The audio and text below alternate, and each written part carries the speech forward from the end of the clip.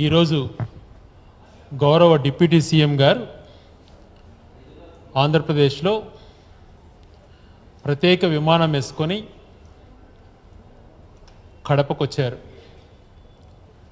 ఒక ఎంపీడీఓ గారిని పరామర్శించారు, సంతోషమే. కానీ అక్కడ జరిగినటువంటి సంఘటనలు వాస్తవాలు ఏంటి అన్నట్టు ఏమీ విచారించకుండా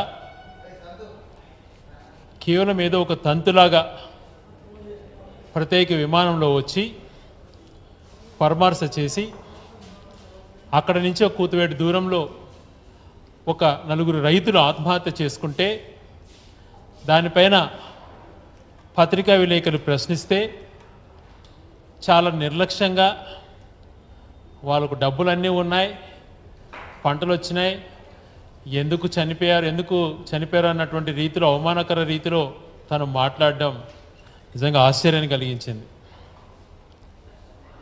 మరి పవన్ కళ్యాణ్ గారు వైసీపీ నాయకులు ప్రమేయం ఏదో ఉంది అని చెప్పి ఎక్కడన్నా వస్తే పరిగెత్తుకుంటూ వస్తారే, మరి తాను పార్టీ పెట్టింది, ప్రజలచే ఓట్లు వేయించుకునింది కేవలం వైసీపీని ప్రశ్నించేదే నా తత్వము అన్నటువంటిది తను కొనసాగించుకుంటున్నాడు. అలాగైతే తనను జనసేన పార్టీ అన్నటువంటిది మార్చుకొని నేను కేవలం కరెక్ట్ అయినా కూడా తప్పైనా కూడా కేవలం వైసీపీని మాత్రమే ప్రశ్నిస్తాను, అది అధికారంలో ఉన్నా ప్రతిపక్షంలో ఉన్నా అన్నటువంటిది ఉంది కాబట్టి ఆ పార్టీని కేవలం వైసీపీని విమర్శించేటువంటి పార్టీ అని పేరు మార్చుకుంటే మంచిదేమో అని అనిపిస్తూ ఉంది. ఎందుకు ఈ విషయాలు చెప్తున్నానంటే కూటమి ఏర్పడినటువంటి 7 నెలల క్రితం ఏర్పడినటువంటి 2-3 రోజుల్లోనే వినుగొండలో నడి రోడ్లో ఒక వ్యక్తిని దారుణంగా నరికి చంపుతున్న రోజు తను ఏంటి అని అడగలేదు, వాళ్ళ కుటుంబం పరిస్థితి ఏంది అని అడగలేదు. 9 సంవత్సరాల మైనర్ బాలిక, బీసీ మైనర్ బాలిక నందికొట్కూరులో దారుణాది దారుణంగా రేపుకు గురై చంపేస్తే 7 నెలలు గడుస్తున్నా ఇంతవరకు ఏమైంది అని చెప్పి ఆ కుటుంబాన్ని పరామర్శించడానికి ప్రయత్నం చేయలేదు, దాని విషయాలు కూడా బయటికి చెప్పట్లేదు. మరి ఎన్నికల ముందున సుగాలి ప్రీతి విషయం పెద్ద సెంటిమెంటల్గా మాట్లాడారు, మరి ఈరోజు దాని గురించి ఏమైందో చెప్పలేకున్నారు. మరి అదే రకంగా ఈరోజు ఎక్కడైతే పరామర్శకు వచ్చాడో రిమ్స్ హాస్పిటల్ కడపకు, అక్కడే ఒక బాలిక దారుణంగా బద్వేల్లో కిరోసిన్ పోసి చంపారు, పెట్రోల్ కిరోసిన్ పోసి. ఆ పాప అక్కడే కన్ను మూసింది రిమ్స్లో. ఆ కుటుంబ పరిస్థితి ఏంది అని చెప్పి ఆలోచన చేయలేదు. మరి కాకినాడలో స్వయాన నేను ఎప్పుడు పవన్ కళ్యాణ్ గారు ఒక మాట అంటుంటారు, ఈరోజు కూడా పదే పదే మాట్లాడారు, నేను కులాలు చూడను మతాలు చూడను అంటూ మళ్ళీ అక్కడికి సంబంధించినటువంటి ఎండిఓ గారు ఎస్సీ మాలా సామాజిక వర్గము అని చెప్పారు. చెప్పడం తప్పనట్లేదు, ఎవరిపైన దాడి జరిగినా ముఖ్యంగా దళితులపైన ఏదైనా జరిగినప్పుడు ఖచ్చితంగా అందరం కూడా రెస్పాండ్ కావాలి. మరి ఇదే వ్యక్తి కాకినాడలో తన జనసేన పార్టీకి సంబంధించినటువంటి శాసనసభ్యులు నానాజీ గారు ఒక దళిత ప్రొఫెసర్ డాక్టర్ గారిని అసభ్యమైనటువంటి పదజాలంతో దూషిస్తూ దాడి చేసినప్పుడు ఎందుకు ఇలా చేసావని చెప్పి ఆ శాసనసభని కనీసం ప్రశ్న అడగకపోతివి, ఆ దళిత ప్రొఫెసర్ గురించి ఎంక్వైరీ చేయకపోతివి. నీ నిజయవర్గం పిఠాపురంలో 16 సంవత్సరాల ఒక బాలికను దారుణంగా రేప్ చేస్తే దాని గురించి మాట్లాడకపోతివి. యలమంచిలిలో విలేకరులను మీ శాసనసభ్యుడు కిడ్నాప్ చేసి వేధిస్తే దాని గురించి ఏంటి అని అడగకపోతివి. మరి ఇవన్నీ చూసుకున్నప్పుడు ఏమనిపిస్తుంది, మీరు ఒకటే లైన్, తెలుగుదేశానికి మేలు చేసేటువంటి లైన్ ఒకటే నాది అన్నటువంటిది మీరు ఒక భావన ఏర్పరచుకున్నట్టున్నారు. లక్షలాది మంది నిన్న రోడ్డుపైకి వచ్చి కరెంటు ఛార్జీలు తగ్గించాలా అని చెప్పి ధర్నా చేస్తే ఎన్నికల ముందు నీ సమీక్షంలోనే చంద్రబాబు నాయుడు గారు పవర్ ఛార్జెస్ పెంచము తగ్గిస్తాము అని చెప్పారు. మరి దాని గురించి ఇంతవరకు ప్రశ్న అడగలేదు. 6 గ్యారంటీలు ఏమైనా అన్నటువంటి మాట నోట్లో నుంచి రాదు.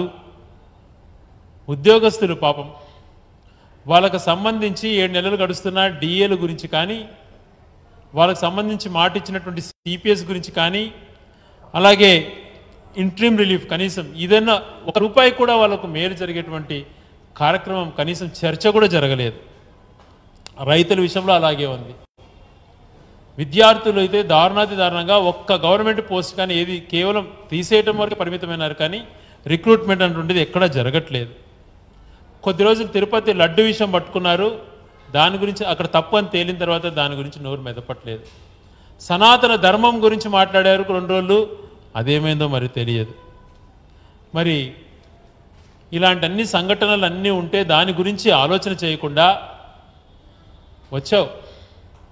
మరి మాట్లాడే పద్ధతిలో ఆడ వాస్తవాలు ఏం జరిగినాయో తెలుసుకోవాలి కదా. నిన్న గాల్వీడు అన్నటువంటి ఒక మండల హెడ్ క్వార్టర్స్లో మాజీ ఎంపీపీ సుదర్శన్ రెడ్డి గారు అక్కడ జరిగినటువంటి సంఘటనలు చెప్పడానికి ప్రయత్నం చేస్తే అక్కడ ఏ రకంగా జరిగింది కూడా వివరణ ఇచ్చారు. అక్కడ ప్రత్యేక సాక్షుల ద్వారా కూడా తెలుసుకోవటం జరిగింది. ఒక ఎక్స్ఎంపీపీ తన ఛాంబర్కు తన తల్లి ఎంపీపీగా ఉన్నారు, తన ఛాంబర్లో ఏదైతే కింది స్థాయి అధికారులు ఫోన్ చేసి తననే పిలిపించారు కాబట్టి అక్కడికి వెళ్ళిన తర్వాత అక్కడ ఉన్నటువంటి ఎంపీపీ ఛాంబర్ తాళాలు ఇవ్వమంటే అక్కడ ముందుగే ప్రీప్లాన్డ్గా గుమికూడినటువంటి జనం అంతా కూడా దాడి చేసి ఏ రకంగా 5 నిమిషాలలోనే వందలాది మంది అక్కడికి చేరుకొని ముందున్నటువంటి వాళ్ళతో సహా పెప్పర్ స్ప్రే చల్లుతూ విపరీతంగా వైసీపీ వాళ్ళ పైన దాడులకు చేసినటువంటి దానిపైన కనీసం ఏ ఒక్కరూ మాట్లాడకపోవడం దురదృష్టకరం. దానికి సంబంధించినటువంటి వీడియోలు కూడా బయటకు వచ్చాయి, ఏ రకంగా టీడీపీ వాళ్ళు దాడులు చేసింది అని చెప్పి.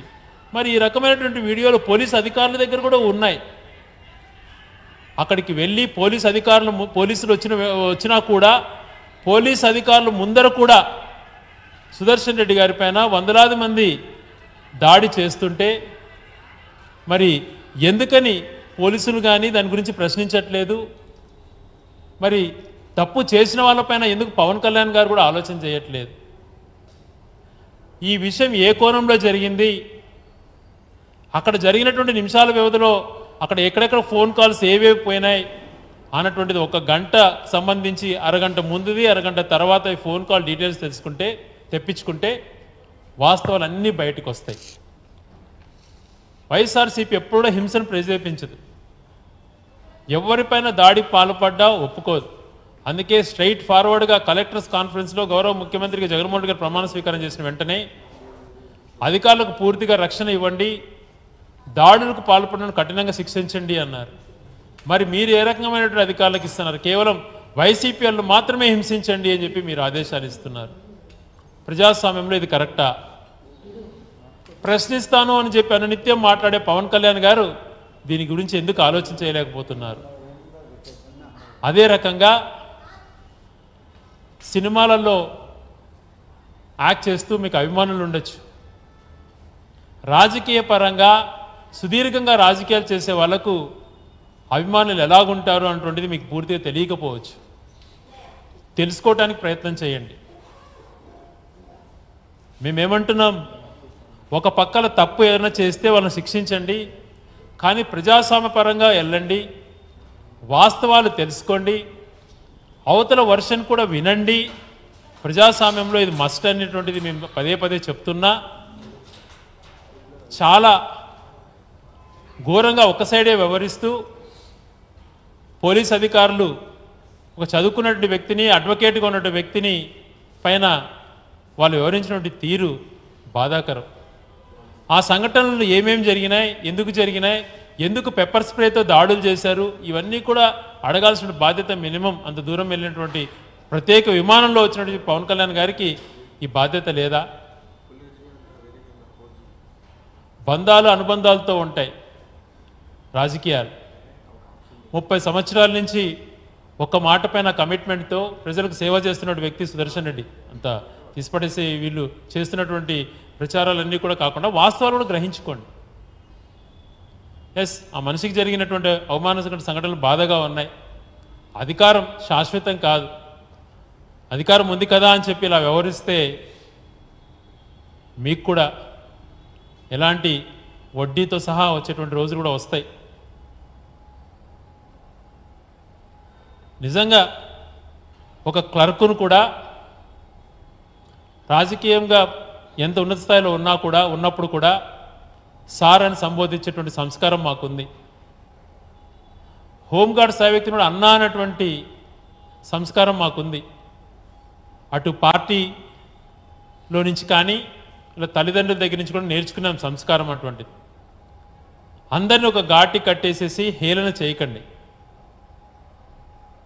మరి దళితులపైన ఇంత ఘోరంగా మానభంగాలు జరిగినప్పుడు దళిత ప్రొఫెసర్లను మీ పార్టీ శాసనసభ్యులే ఇలా దారుణంగా కొట్టినప్పుడు అప్పుడు ఎందుకు మీ నోరు లేయలేదు? ఎందుకు కనీసం దానిపైన విచారణ ఎందుకు అడగలేకపోయినారు? ఎందుకు ప్రెస్లో కనీసం ఈ దాడిని ఖండిస్తున్నామన్న మాట కూడా చెప్పలేకపోయినారు? ప్రత్యేక విమానంలో కడపంటే రాజకీయం చేయడానికి పరిగెత్తుకుంటూ వచ్చారే. ఒక పక్కన దేశానికి ఆర్థిక సంస్కరణలు చేసి ఎంతో గొప్ప వ్యక్తి అయినటువంటి మన్మోహన్ సింగ్ గారి దాన సంస్కారాలు జరుగుతున్న సమయానే రాజకీయాలు మాట్లాడడానికి ప్రయత్నం చేసేవి, రాజకీయ కోణంలో చేసి అదే పర్యటనకు వచ్చి రైతులు ఆత్మహత్య చేసుకుంటే దాన్ని చులకనగా మాట్లాడినట్టు మీరు ఎందుకు ప్రాపర్గా వ్యవహరించట్లేదు?